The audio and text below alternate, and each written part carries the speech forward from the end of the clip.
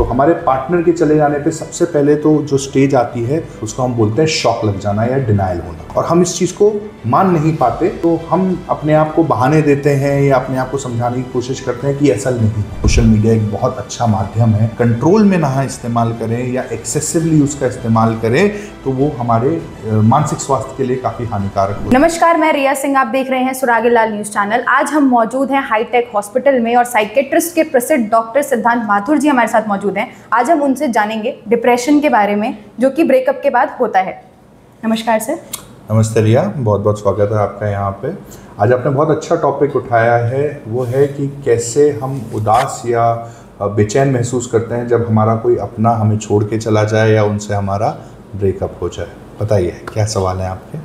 Sir, जैसा कि हम सभी जानते हैं कि आजकल जो है ब्रेकअप बहुत ही ज़्यादा कॉमन हो गया है, और ब्रेकअप कॉमन होने की वजह से लोग बहुत ही सारी परेशानियों को फेस करते हैं, जैसे कि उनको पैनिक अटैक्स होने लगते हैं, एंग्जाइटी फेस करते हैं, और साथ में उनको ऐसा लगता है जैसे उनका कोई बहुत अपना खास जो है वो उनको छोड़ के जा चुका है, और उस वजह से उनको ही नहीं उनकी फैमिली को भी दिक्कतें फेस करनी पड़ती हैं। तो सर, आप इसमें क्या कहना चाहेंगे? हाँ, बिल्कुल सही बात है रिया। एक्चुअली कभी भी कोई हमें अपना हमारा छोड़ के जाता है तो हमें ऐसे ही महसूस होता है या ऐसे ही लक्षण आते हैं जैसे मानो कोई हमारा अपना इस दुनिया को छोड़ के चला गया हो, क्योंकि कल तक वो हमारी ज़िंदगी का एक बहुत इम्पॉर्टेंट हिस्सा थे और आज हमारी ज़िंदगी में वो नहीं है। तो हमारे पार्टनर के चले जाने पे सबसे पहले तो जो स्टेज आती है उसको हम बोलते हैं शॉक लग जाना या डिनायल होना। शॉक का मतलब होता है कि हमें एक ऐसा सदमा लगता है कि हाय, ये कैसे हो गया है मेरे साथ, और हम इस चीज़ को मान नहीं पाते तो हम अपने आप को बहाने देते हैं या अपने आप को समझाने की कोशिश करते हैं कि ऐसा नहीं है। तो कई दिन या कई हफ्ते हमारे सिर्फ इसी चीज़ में निकल जाते हैं जब हम ये बात एक्सेप्ट ही नहीं कर पा रहे होते हैं कि हमारा कोई चहीता हमें छोड़ के जा चुका है। इसके बाद जो स्टेज आती है उसको हम बोलते हैं pen and sorrow.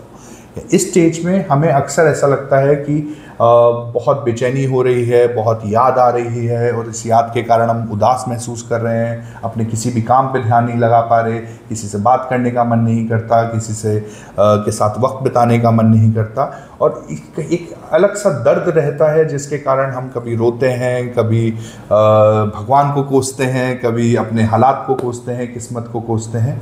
Third stage को हम बोलते हैं एंगर एंड बार्गेनिंग। इसमें हम अक्सर ये बैठ के सोचते हैं कि आखिर हमारे साथ ऐसा क्या हुआ और क्यों हुआ, क्या हम अलग कर सकते थे इस रिश्ते को आगे चलाने के लिए, कोई हमें छोड़ के क्यों गया। हम कई बार अपने में कमियां निकालते हैं या अपने हालातों में कमियां निकालते हैं और इस कारण बहुत परेशान फील करते हैं। इसके बाद की जो स्टेज है रिया, उसको बोलते हैं हम विड्रॉल। ठीक है, ये वो स्टेज है जब हम अक्सर देखते हैं कि बच्चे जो हैं अगर सोशल मीडिया का इस्तेमाल करते हैं तो अपने पार्टनर को सोशल मीडिया पे ढूंढना, उनकी पुरानी पिक्चर्स देखना, अगर कोई मैसेज कई बार उनको ब्लॉक करना या उनको बार बार मैसेज करना रिपीट पे, उनको कहीं से ढूंढ करके कि बस एक झलक दिख जाए उनकी या थोड़ी देर के लिए हम उनसे मिल पाएँ, बात कर पाएँ, ऐसी फीलिंग, ऐसे ऑब्सेशंस देखने को मिल सकते हैं। आखिरकार जब हम इन स्टेजेस से निकल जाते हैं तो एक स्टेज आता है जिसको बोलते हैं हम एक्सेप्टेंस। एक्सेप्टेंस वो स्टेज है रिया जब हम फाइनली एक्सेप्ट कर लेते हैं कि देखिए हमारा चहीता जो है अब वो हमारी लाइफ से जा चुका है, तो हमें भी मूव ऑन करना है, उनकी यादों को भुलाना है और अपनी ज़िंदगी में खुद को आगे बढ़ना है।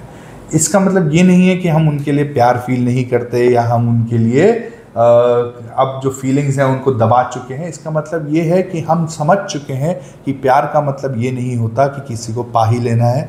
प्यार का मतलब होता है कि जिससे हम प्यार करते हैं हम उसकी खुशी के लिए या उसकी भलाई के लिए उसको उसकी ज़िंदगी में आगे जाना। सर, मेरा आपसे अगला सवाल ये है, जैसे कि आपने बताया कि सोशल मीडिया जो है वो भी एक बीच में कारण बनता है कि हम हमारे पार्टनर को सोशल मीडिया के थ्रू देख रहे हैं या स्टॉक कर रहे हैं, जैसा कि आपने बोला। तो क्या आपको ऐसा लगता है कि सोशल मीडिया कहीं ना कहीं इंसान के अंदर लोनलीनेस का कारण है? बेशक, देखिए हर तलवार की दो धार होती हैं। ठीक है, एक तरफ सोशल मीडिया एक बहुत अच्छा माध्यम है अपनी बात लोगों तक पहुंचाने का, जैसे आज हम उसका इस्तेमाल कर रहे हैं। वहीं दूसरी तरफ अगर उसको हम कंट्रोल में ना इस्तेमाल करें या एक्सेसिवली उसका इस्तेमाल करें तो वो हमारे मानसिक स्वास्थ्य के लिए काफ़ी हानिकारक हो सकता है। स्पेशली अगर आज के तारीख में हम देखते हैं कि कोई हमारा पार्टनर हमें छोड़ के चला गया है, पर वो लगातार फोटोज़ डाल रहा है, वीडियोज़ डाल रहा है, अपनी ज़िंदगी में आगे बढ़ रहा है, तो कई बार हम ऐसा महसूस करते हैं कि हम पीछे छूट गए हैं, या वो हमारे बिना खुश कैसे हैं, या वो हमारे बिना आगे ज़िंदगी कैसे जी रहे हैं। और इस कारण भी हम खुद को खोज सकते हैं और खुद को बुरा फील करवा सकते हैं।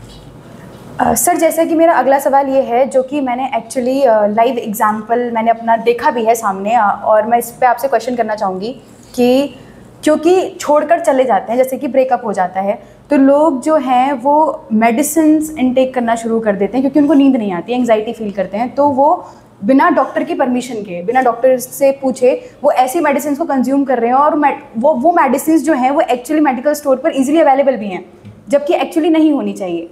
तो आप उस पर क्या कहना चाहेंगे? देखिए, यही होती है गलत आदत की शुरुआत।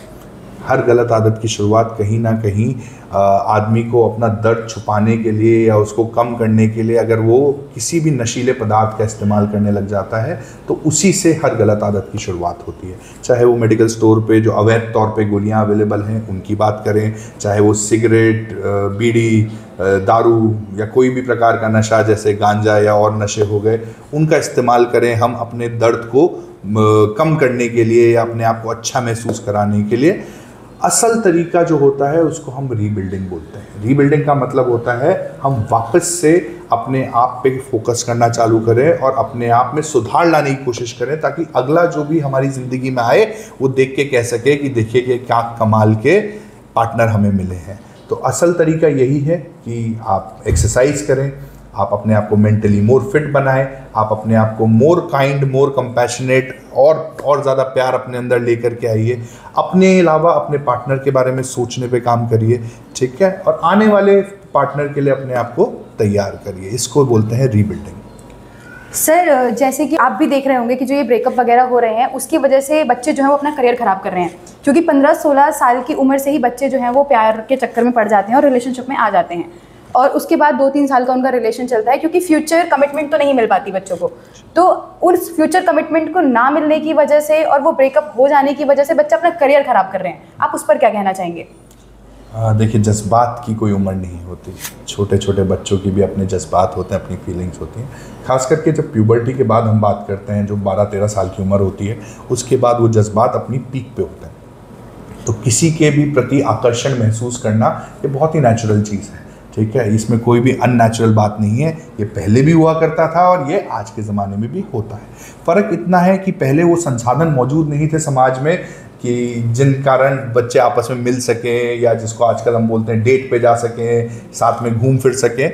ये चीज़ें पहले नहीं हो पाती थी समाज में, आज वो हो जाती हैं। तो आकर्षण जो है वो बहुत तेज़ी से आगे बढ़ जाता है और वो प्यार का या एक ऑब्सेशन का रूप बड़ी जल्दी ले लेता है, क्योंकि बच्चे जो हैं वो अपने जज्बातों को अब तक नियंत्रण में कैसे रखना है इस चीज़ को सीख नहीं पाए हैं। हर चीज़ अगर एक सही तरीके से किए जाए तो उसका कोई नुकसान नहीं है। प्रॉब्लम यही आती है कि अक्सर माँ बाप, समाज में लोग इन चीज़ों को एक गलत नज़र से देखते हैं, तो कभी भी वो अपने बच्चों के साथ बैठ करके फ्रैंकली इन चीज़ों के बारे में बात नहीं करते। इस कारण क्या होता है, बच्चों को सही इन्फॉर्मेशन नहीं मिल पाती, बच्चों को सही तरीके नहीं सिखाए जाते, इसलिए वो कई बार अपने करियर को या अपनी बाकी चीज़ों को सेक्रीफाइस करके इन चीज़ों का गलत एक तरीके से अपने ऊपर प्रभाव डलवा देते हैं। तो ये थे मेरे साथ प्रसिद्ध डॉक्टर सिद्धांत माथुर सर, जिन्होंने हमको बताया कि हम एग्जैक्टली डिप्रेशन, एंग्जाइटी और ब्रेकअप से कैसे हील कर सकते हैं। ऐसे ही हेल्थ की जानकारियों के लिए जुड़े रहिए सुरागीलाल न्यूज़ चैनल के साथ। धन्यवाद।